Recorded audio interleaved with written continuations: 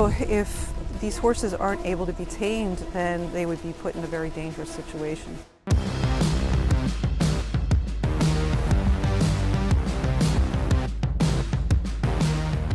Behind me, you can see 4 Mustangs that are in need of our help.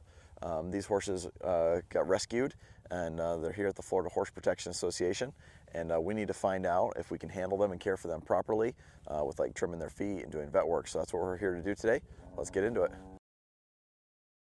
So these horses have been just living in this big pasture, and they've been getting fed in a catch pen. And so they're used to coming up to this corner for food.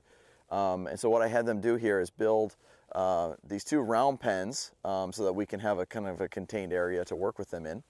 And so what our first project is going to be is to sort them and put them into pens where we can work with them individually. Now, I brought my team with me, and one of the things when you're taming horses that's really critical is they need lots and lots of time spent with people. So we don't want to try to just get a million things done in one session. It's about spending a long time with them.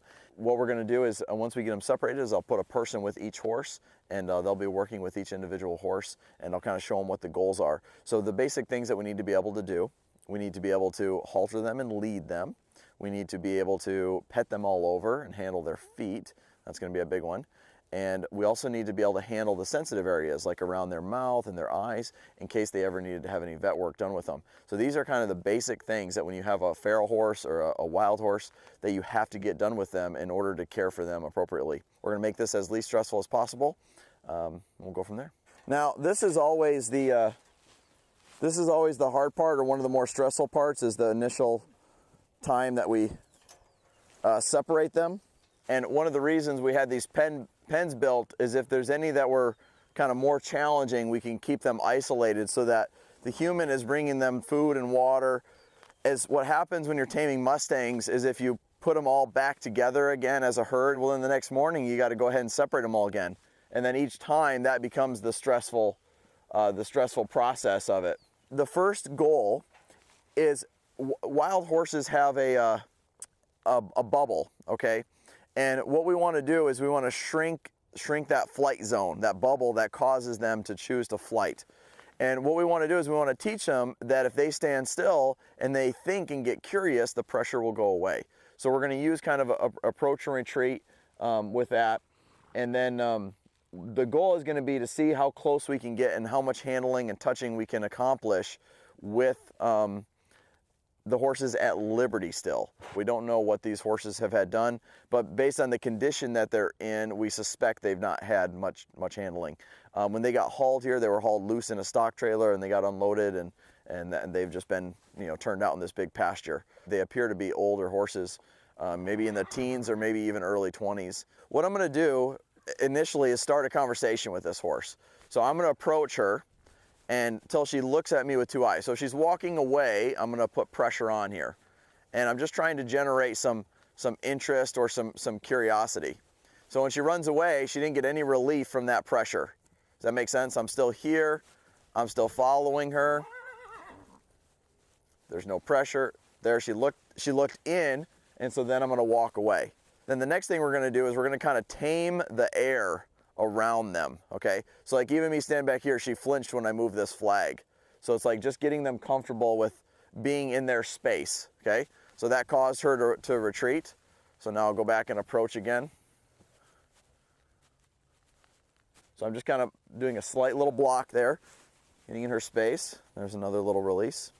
A lot of people really emphasize them looking at you with 2 eyes, and they only spend time here. When she leaves and puts me in different parts of her body where she can see me in different areas, that's going to be really beneficial later on when I have her online, like her getting comfortable with me being here. So I'm staying out of the kick zone, but I want her to start getting comfortable. Emily, why don't you go ahead and get in that pen with that horse and you start playing with this idea. So folks now have got a chance to see the horses, and I hope other people appreciate what you guys are willing to do to help these horses. You guys are taking care of so many horses here and doing great things down here in Florida. If people that are watching this video would like to help support what you guys are doing, how can they do that? Thank you for asking. They could go to our website, which is at www.hpaf.org, and they could go to our homepage and click on the Donate Now button. The donations help us not only pay for the feed and the hay and the farrier care and the veterinary bills, but they also help us pay for the training of these horses, which, as you know, is critical to their success in life. Yeah, absolutely. And that's a great thing to see, that a rescue is not only taking care of the horses physically, but also when we invest into develop the training the horses, that makes them more desirable, where they no longer need to be in a rescue situation, and they can have a future instead of just a past. Yes, absolutely. Awesome. So hopefully you guys are willing to get on board with this and go and donate. We'll leave a link in the description below, and we appreciate all your support. So now what I'm going to do is, I got my lunge whip here, and I was getting pretty close to this horse.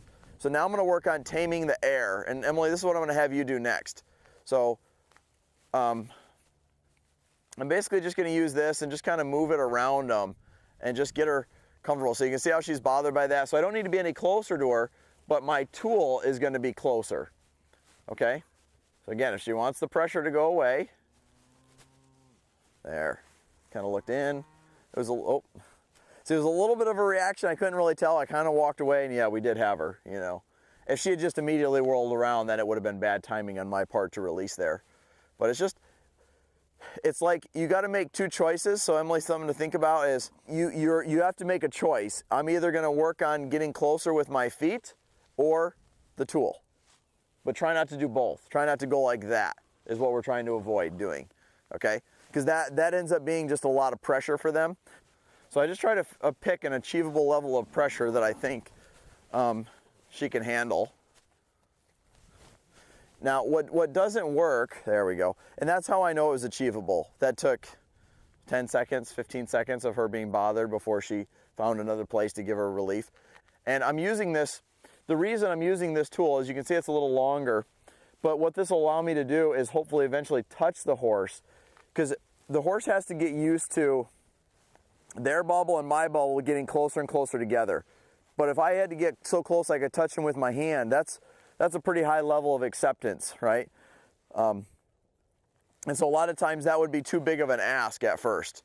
But a lot of times if I'm a little further away, but I can reach with the stick and touch them, that can be a lot easier for them to accept. So that's kind of what we're going with. And I like what Emily's doing. She's just kind of milling around that horse there. It's not really facing her. So if you want to bring some hay over to Emily, my horse I don't think would be very concerned about hay, but I think Emily's would. And sometimes while they're eating, when a horse is eating, they're in a mental state that we call automatic in behavior.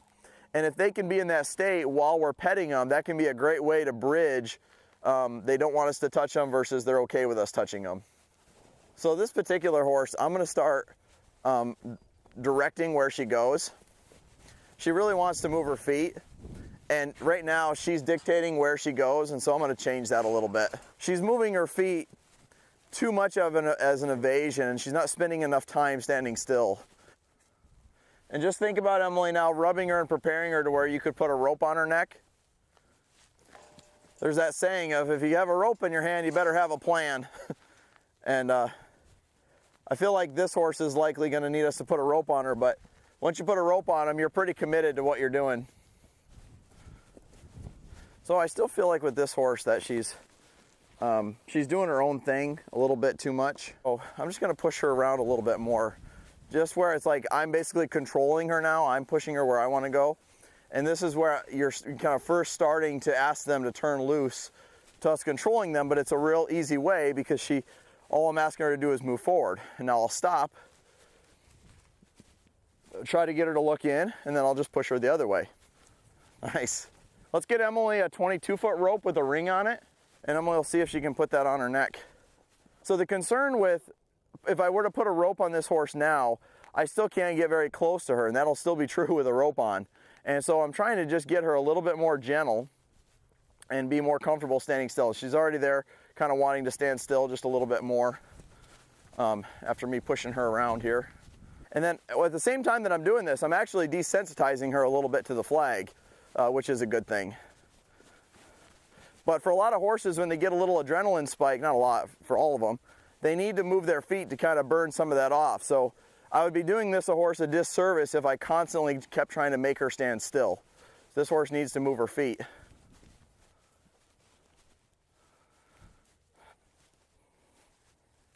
So you can see I'm building a little bit more of a language here. she's standing still, and it was on my request for her to stand still and look in. And now I can kind of wiggle around her here, and she's getting more tolerant of it. A lot of people, when they're training horses, they want to only emphasize the we love them part.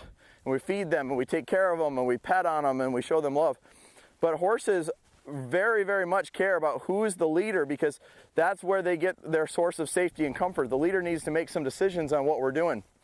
And so the horse needs to trust us and see us as the leader, or a horse like this anyway, before she will enjoy the being loved on part. You know, right now she just sees the human as pressure. All right, so Emily did a great job here of getting a rope on this one. This is one of the most important steps in the whole process of teaching them to follow a feel. And this step goes so much easier if you get the horse gentle enough where you can be around them and touching them everywhere. But now the next step is to just put a feel on and get her nose to look this way, right there. That's the start of it. The nose will start to look here, and then we can start to get a foot. It could either be a front foot stepping towards us, or it could be a hind foot stepping towards us. So see how slow I bring that pressure on?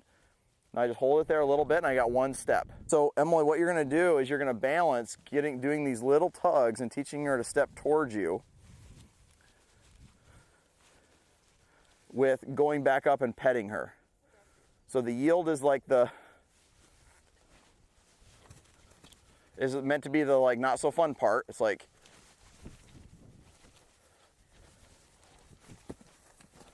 see, I don't want her to learn she can whirl away from me.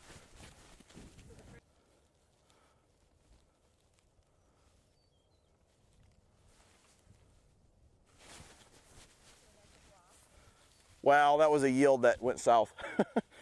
I asked for a yield, and then she got bothered.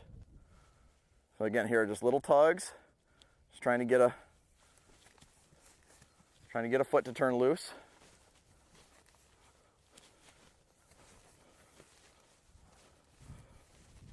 You know, these are wild horses. Like, some of this stuff is going to come up. Like, there's no way to make, I mean, unless you want to spend 5 months doing this, which I'm not here for that long. I can't do that.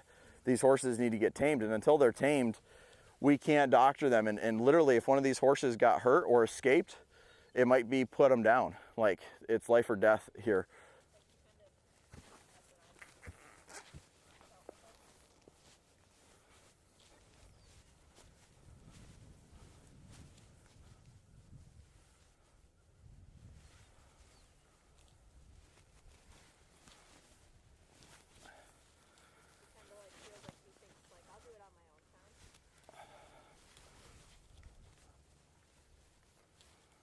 Good girl.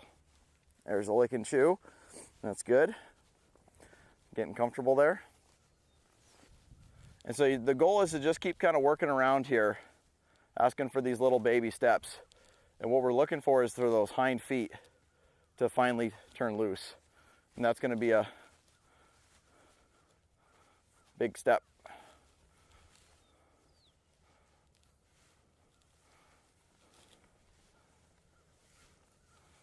You see how committed she is to not moving those feet.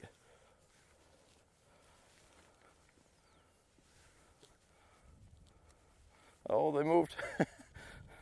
She's like, no, they didn't. There we go. The approach I would take for haltering her, the approach that I would take for this is I would have the tail end here and this part here. And what I would do is I would see if I could start down by her nose here like this, and go over it like that. Maybe she'll let me, we'll see. See, her looking away is the first sign of she's getting defensive. You're okay.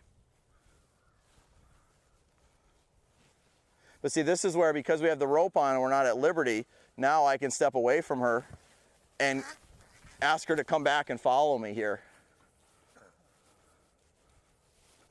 There's another approach you could take, Emily, which is this one. Stay there for now.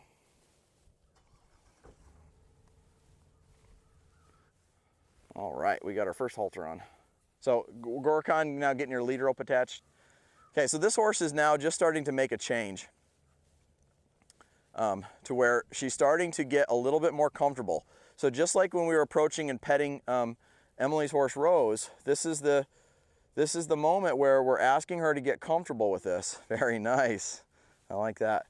Okay. But the game is like, now if she leaves, I'm going to put pressure on with driving pressure. Where when Rose would leave, we would put pressure on with steady pressure. It's the same thing, only, you know, a different style of pressure. They have to get comfortable with both. Now, we're working with each horse where they're at. So that horse was ready to go to that next step. That's a more advanced step than this. So now Emily can be working on that while she has that halter and lead rope on, and the horse will spend less time leaving. What I'm going to do now is I'm going to get a little bit of hay. Do we got some hay around? And again, probably a lot of you guys were wondering, well, how come you gave hay to Rose first, but you didn't give hay to Iris? Well, Iris wasn't in a position where food mattered. It's safety, comfort, play, then food. And so that horse had all of her other needs met, and she was ready for food. This horse was not. This horse didn't feel safe. So we had to get to where she felt safe before comfort would matter, or food. Thank you very much, appreciate it. So she's standing still long enough. If you guys remember back at the beginning, if you remember back to how much she was running around, this is a big change for this horse to be able to get to a point where we can go ahead and I can approach and walk like this, and oh, she's getting interested about that hay. Now see there, I reach for her and she's kind of moving around. And so what I can do is say, okay, you can get some hay. But I'm not gonna break her trust by just reaching for her. It's like, with hard as our instincts want to, we want to be like, I got you. But we don't want to do that. So I'm just gonna leave my hand here and ask her to just get tolerant. She's pretty good at moving it away. You see, I got Emily over here playing with this horse, leading her around. Once they go through some of those harder moments, now we want to soak up the good stuff, and we want to spend as much time as possible keeping them gentle, spending time around humans. Now, Iris here is being a sweetheart, and she's gotten way more settled from what she was, as you guys can see that. But now we got to come to the point where I need to put a rope on her. Now, if I had weeks and months, you know, I could keep picking away at this until maybe eventually I could pet her on the neck and stuff. But you got to keep in mind, for the last several months, she's had doing what I've just done with her, only without all the pens and stuff like that. Very low, you know, low key, low stress. But that doesn't mean they can follow a feel. There's a point where they need to follow a feel. And so, because we're on a bit of a time constraint here, I need to go ahead and put the rope on her and follow up with this. We have enough time today that hopefully we can follow through with this, but now it's one of the most pivotal moments in her training is for her to learn to follow a feel.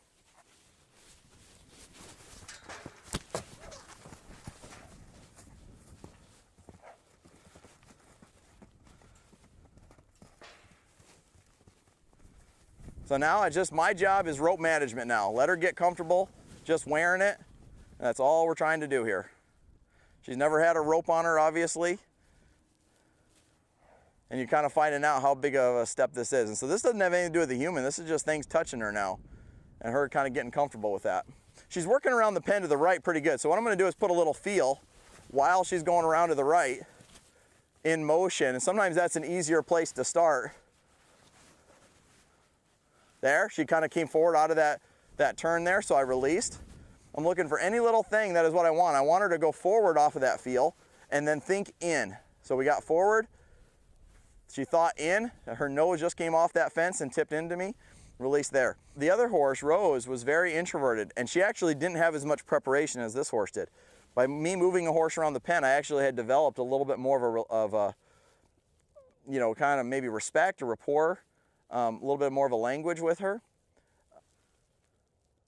I really like, this horse is trying hard. You know, she's scared, but when I give her the opportunity to understand and think through pressure, you can see the conversation. Like, see how little that could take? I just put that little feel on the rope and then she would look in there. I appreciate the try that this horse has given me. And to me, that's try, whereas if I present it to her right, she tries. Rose, we were presenting it to her right and she was still resisting it because she just had some of those perennials now. Now, she wasn't trying to be bad, she just wasn't trying yet. Now she's trying. That's the change that Emily's made over there with her. Good girl. That was big. Got that first step. And so now we've established a pattern. So now I'm going to spend as much time as I can milling around her side to side, getting her to take these steps, these little baby steps, with the ultimate goal of her being in here and me being on the fence, moving around her and her yielding her hindquarters. But she won't let me touch her yet. And so So I'm trying to kill 2 birds with 1 stone here. I'm trying to get her to follow a little, ooh, that was a big one. So what I'm gonna do is I'm gonna lengthen my body. So this is gonna represent an extension of my arm now. And I'm gonna get her used to this. But this will allow me to be further away from her and hopefully get her comfortable with human touch. She's not comfortable with human touch just yet. Seeing if, and this is kind of the spot that we need to have a breakthrough today with her, is to get to where she can handle touch. Because we haven't got there yet with her. There we go. Speaking of, yeah, I'm touching you. But see, this rope helped prepare this spot. That rope flipping up around her butt and being on her, it helped her get prepared for this. So we're just pulling out of the Florida horse protection grounds now. And it's a little bit discouraging to see that the horses have not had any handling at all. They've been in captivity for a long time now and 0 handling. So we have a tall order in store for us, seeing how uncomfortable those horses got when they first got separated and where they're at. We got a much bigger project than I realized in store for the next 5 days. That's all the time I have to give them. And I need to be able to hand these horses over to their staff at the end of 5 days in a place where they can continue it. So we got our work cut out for us. We'll see how it goes with the other 2 tomorrow, and we'll keep you guys posted.